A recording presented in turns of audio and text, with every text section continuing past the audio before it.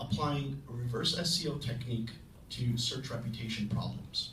Now, search reputation is a subset of the ORM industry. A lot of people who do online reputation management also do search reputation. Now, emboldened by a sense of anonymity, and I say a sense, it's somewhat naive, but a lot of customers feel pretty much like Mr. Heisenberg here, or the guy from Breaking Bad, right? And feel like they can go and say things on websites that will hurt your brand. And in fact, in the ORM industry, we've even seen professionals who are hired to find a vacuum in search engines, a vacuum on a keyword phrase that you're not doing too well on, where there's not a lot of content about you. And they specifically target websites on those keyword phrases to attack you. This happens more often than people are aware. So let me give you a visual on the problem. And in the same time, I'm going to dispel a myth that companies that need ORM have a higher order issue, like a customer service issue, for example. Here, you know this company very well, right? 1-800-Flowers. They're a category leader. They're an e-commerce pioneer. They started in the 90s, right?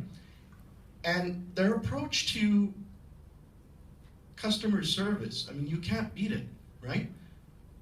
100% smile guarantee, no questions asked. Give you the money back. You can't beat that.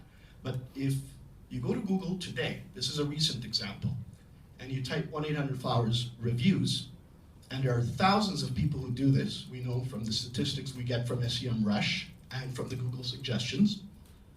You're going to see a lot of, bad ratings really right at the top. Consumer Affairs, Yelp, reseller rating, and if you go just below on Trustpilot, very much visible are things that say disgraceful, misrepresentation.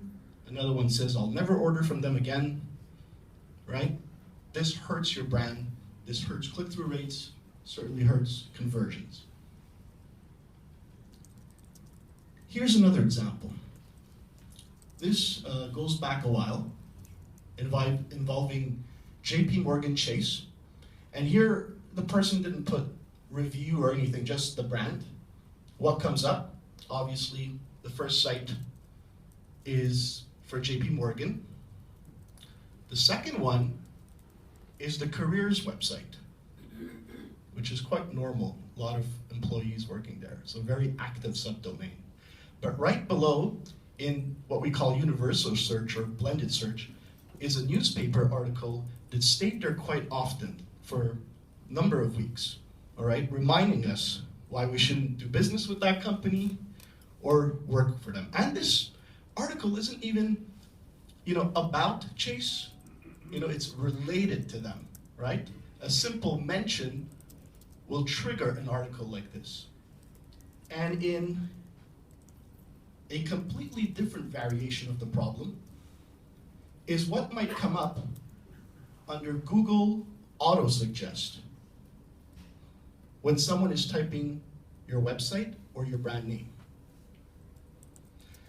Now, currently, I'm working with a company that had this problem and immediately saw a 30% drop in their sales. They're a seasonal company in the construction business. So, you could say that really hurt them very, very much. And if you've ever spoken to a professional or a business that's helped a search reputation problem, they're going to tell you that it could be a real nightmare and you can lose a lot of sales. There's a lot of studies that's out there. Not going to bore you with statistics. You can see for yourself. It says here from the London School of Economics that a 2% reduction in negative word of mouth will result in a sales boost of 1%. And a study that I like to reference very much from Dr. Lucas, Harvard. He found, when doing research, he isolated one industry, restaurants, in the West Coast, I believe it was Seattle, that a 1% increase in Yelp rating boosted the company sales from 5 to 9%. Now, if you look at that industry, it's a cutthroat industry, and the input costs, ingredients, the people you pay, the rent, per customer, that doesn't vary much. So 5 to 9% is extremely significant, right? It could be the difference between 1, you close shop, 5, you're very successful and profitable. And we know that local businesses are particularly vulnerable.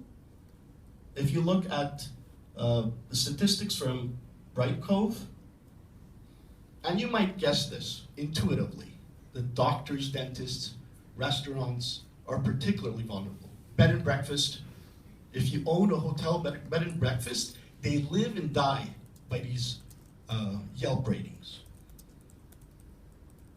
And when people aren't Yelping, they're Googling, right? 84% of people are Googling to see what other people said about their experience with your brand. That's significant. And this is AC Nielsen statistic from last year. This year, we know that Google changed their algorithm to hurt Yelp very much. So this is just increasing. So I'd like the audience to think about Google not just as a search engine, but think about Google as a reputation engine. Okay? Reputation for your brand. And not just your company brand, but your personal brand. People are searching for you. Your colleagues are searching for you. If you're a business, customers certainly searching for you, investors are searching for you, and people pissed at you are searching for you too, okay?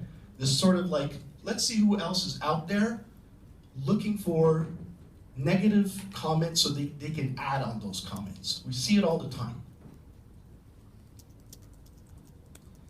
And when they do these searches, what do they find?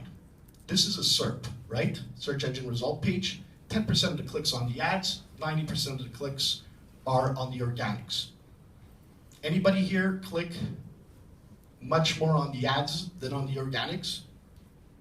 Not? Nobody? No? Just one person? Yeah. Why would you, right? So, it becomes really critical to really start understanding what the visibility and the clicks are on the organic results. And what we find when we look at that is that not very many people actually even scroll down on the results anymore. In fact, the 8th, 9th, and 10th search result get 14 times less clicks than the first result. These are Google statistics. And I don't know if people have read my bio.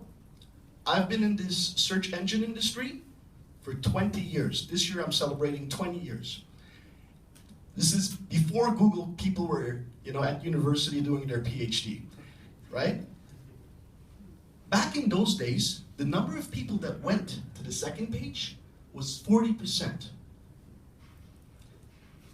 One of the keynote speakers did a before Google, after Google type analogy. After Google, that number came down to 10%. Today, 1 or 2%. So if I could draw an analogy to what's happening now, the number of people going down, it's about 10%. And 10 years from now, it'll probably be 1 or 2%. For many, many reasons. Google's doing a very good job at giving us the great search result at the very top. People are becoming more sophisticated in putting in the long tail search, and people are using devices like this for their search.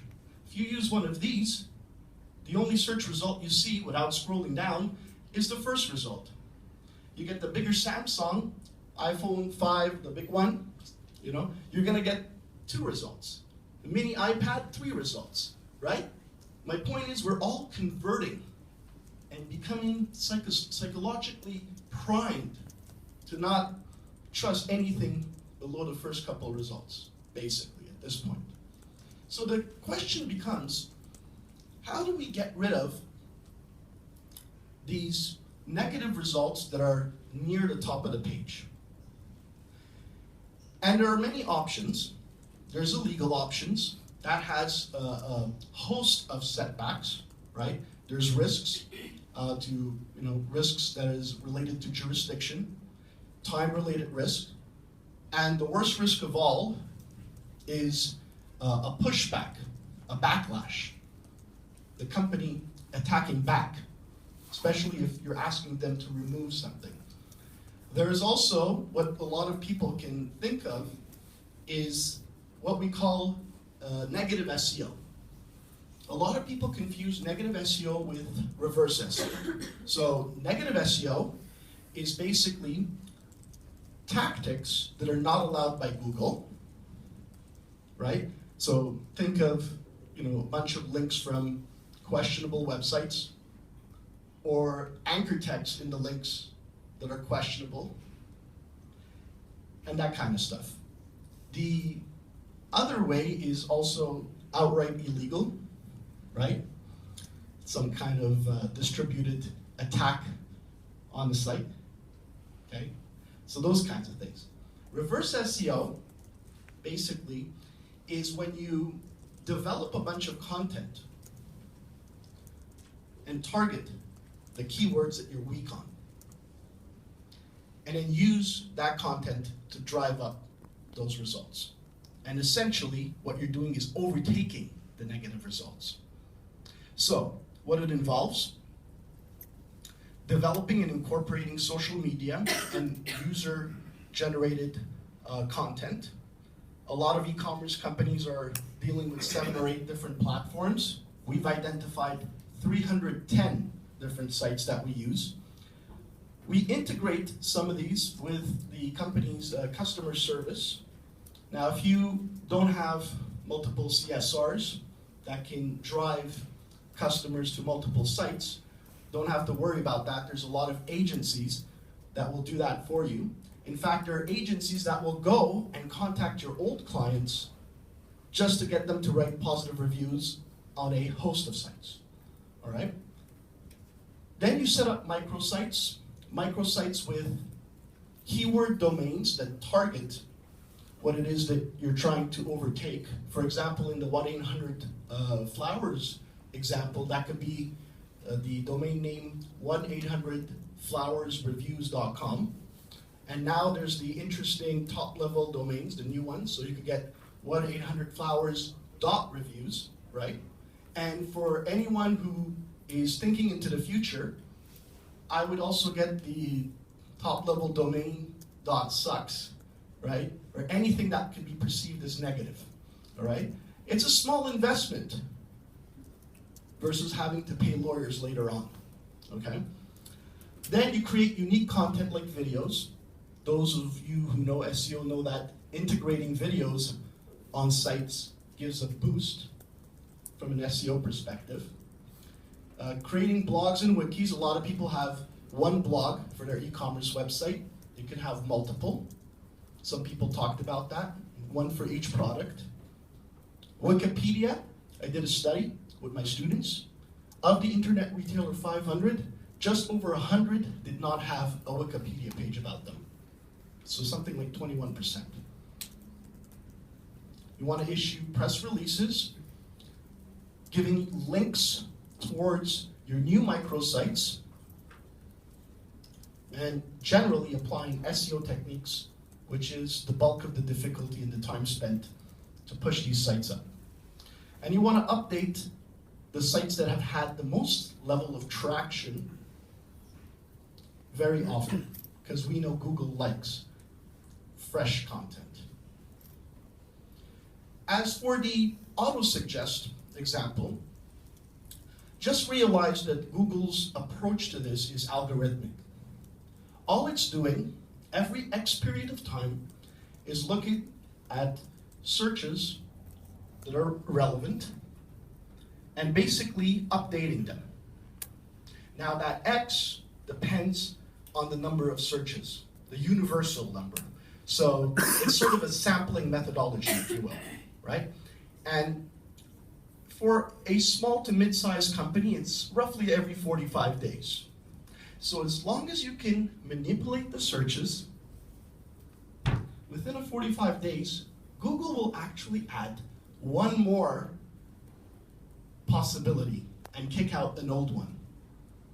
That's the way that works. And eventually, after a few months, you could probably target every one of them.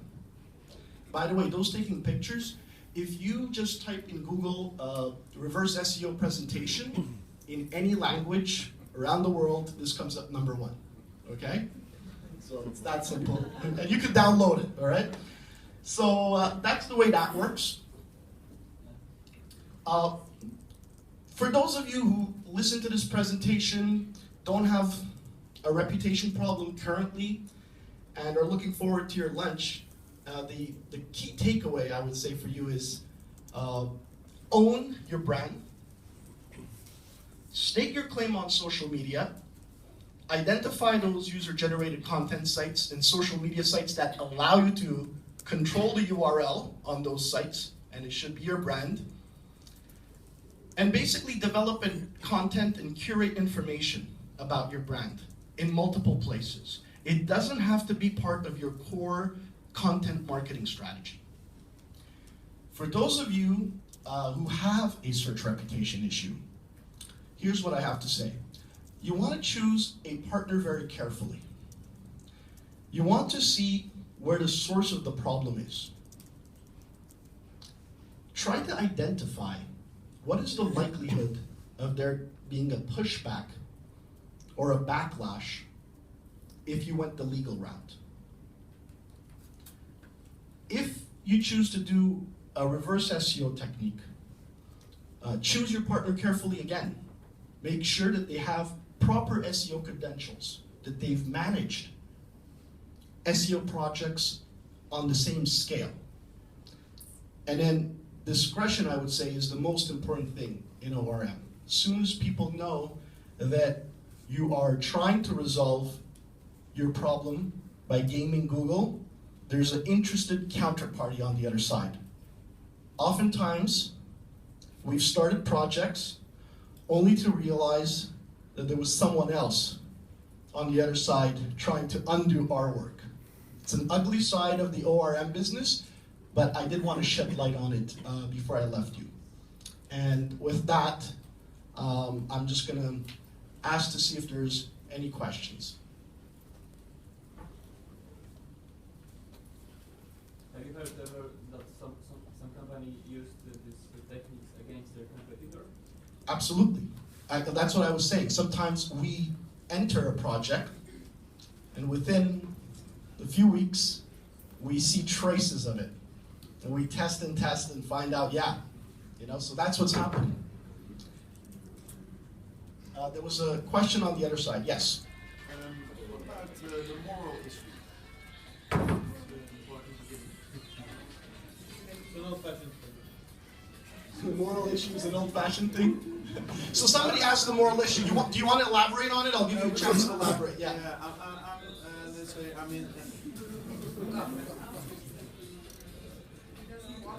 So, I did promise it to be entertaining, People are going to think that I paid you to do that or something. maybe she wants to take over the show. Yeah. So go ahead, elaborate. No, Yeah. because I'm partly in the same business as you. Yeah. For a long time. So, Good. For example, it happened to me that a murderer was calling us to say, okay, Sure. I want to have everything clean. Yeah. But also that really, that companies that really did some things. Heinous crime, let's say. Yeah. Yeah, or maybe it was not, it could be against the law, or it could be a moral issue. A moral issue. No, I understand where you're going with this, and I'm glad you brought it up. When you're in this business, for those of you thinking, hey, this guy's an interesting business, we'll join in that business too. Yes, you will get calls from people that will test your moral standing.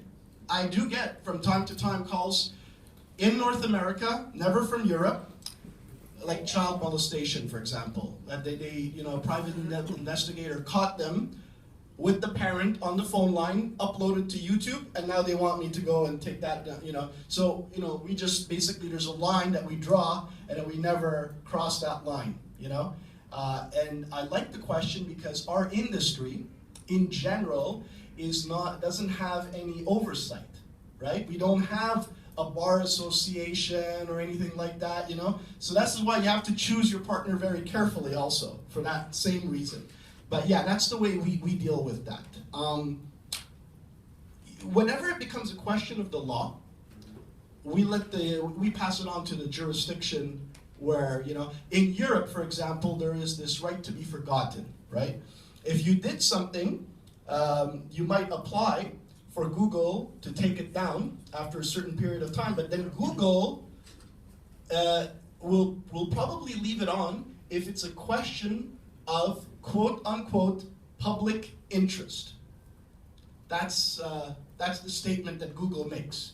And I think that, that call that I got, for example, that's of public interest, so we don't cross that line, Like, great question, I like, yes? In that sense, it's also very interesting. I also work for a news site. Yeah. And if Google removes something in SERPs, you get a message. Yes, of course. So I perfectly can see who is working on this. Yeah, against you, yeah. I was wondering, actually, use a lot of these techniques on my own sites, but a lot of the private blog networks got posted last year, in September. Yeah. I was wondering, do you ever use the link disavow tool of Google, or do you not use it because you inform Google? Say that again? The link disavow tool. Because a lot of sites are now disavowing questionable links. Yeah, in our practice, very often we're not using that. It's, because we're building credible links. As for the bot, like the private blog network, we don't use private blogs. We use microsites, completely different. The blogs were being used for people to comment on and make a link back. That was kind of easy to see, right? So we don't go with that technique. It doesn't pay. The investment, the return on the investment isn't there, basically. That's what I would say. Yes? I have a question. Let's say you find someone who's manipulating the Google Autosuggest. Yes. And we hire you. What is it you do? Yeah, so then there's a cyber surveillance sort of issue, right? To trying to figure out what's happening. So we try to undo it, but if we see that someone else is doing it, we inform Google about it. Okay. That's kind of like our approach, And there's a lot of cyber surveillance that we do, because a lot of people use forums and known websites to farm out. So, for example, those links that I was talking about with the anchor text or the links from questionable sites. So we could find out the IP address. We can turn it over to the client, subpoena the website to find out who that user is. And then you go to Google. The client could do it. We're now incorporating the legal feature. All ORM companies now, I don't know if the gentleman there wants to chime in on this, but I think all ORM companies are getting legal help too now. I think that's where the direction is going, because the full solution is not always with technology, but you have to, I think, try this approach before you go the legal route. And I'll tell you why. I mean, I hope I'm not taking people's time here, but we see examples, including a personal friend of mine, I don't know if I want to put this on video, but who had an issue on a cheater site, right? I don't know if you know what those are, like Cheaterville, Bad Boy Report. So, in a relationship, if things don't go well, somebody reports you for the whole world to see. Basically, that's what that is. I thought it was some confused faces there. But essentially what happened is, he went to the lawyer to write for the site to take that out. The site owners got really, really mad, cited their First Amendment rights, you know, and safe harbor, because they're not the ones, you know, sort of who wrote that. Somebody else, a third party, wrote that. So they basically got mad and put my friend on the front page, and he got 6 million views. And the worst thing you could do is what he did in reaction to that is he took down his Twitter, his Facebook, and his LinkedIn. And because Google likes content that's old over new, you know, it pushed everything that site up, and now he can't get it overtaken. Slowly, it's been about a year. The Twitter is #1 now, but the Facebook, LinkedIn, all those things are behind. That's the worst thing you could do. That's why I say those 310 sites, go out there, own your brand, a protective measure. It's worth your time, trust me. Any other questions? Yes. Does a strong brand help you protect yourself? Is it better in means of forcing somebody to take it down if they misuse your brand name? Yes, absolutely. I mean, a strong brand, first of all, a strong brand will, you know, there's going to be a credibility issue, right? Whoever's writing negative things about you, it's going to be looked at, maybe this is a one-off, you know, or it's clear that people are attacking this company unfairly. Less people are going to believe it. Strong brand means a lot of people are coming to your websites, to your blogs, to your Wikipedia, to a lot of things. So yeah, you have a natural protection in a strong brand. When you, you know, when you look through my client roster, you're never going to find, you know, a company like, let's say Zara here, you know, you don't have that. But I have a client that does 160 million, but they're not a brand name. They do it in a distributed fashion. You know what I mean? So yeah, strong brands always help. But as you saw at the beginning, they're not completely immune from the problem.